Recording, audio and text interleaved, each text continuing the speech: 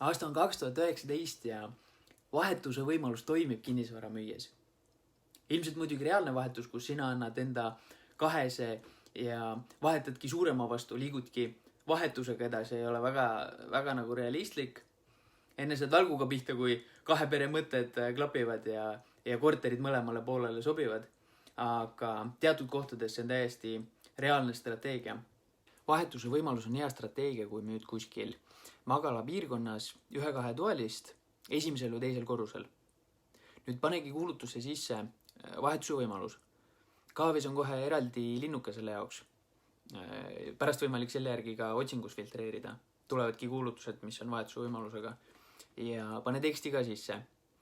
Nüüd hakkadki koguma nende memmede kontakte, kes pangast niikuinii laenu ei saa, kes ise niikuinii enne ei müü, kui uus on leitud ja kellel ongi vaja enda suurem korter vahetada väiksema vastu või siis kõrgema korruse korter vahetada esimese teise korruse vastu.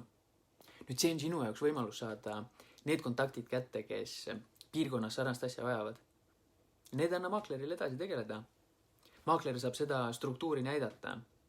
Kõigepealt muidugi memme korterile vaja ostja leida ja siis tulebki sinu omaga topelttehing.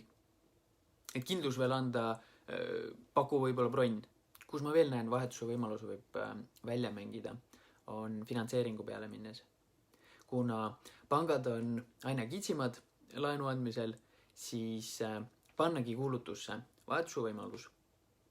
Nüüd see loogika toimib pigem siis, kui sul ongi just veidi suurem korter, kuhu inimesed tahaksid siis ülesse vahetada.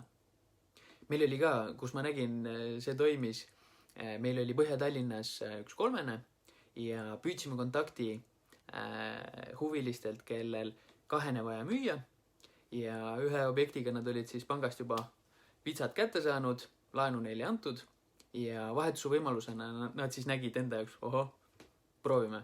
Ole näha, mis meie objektist saab.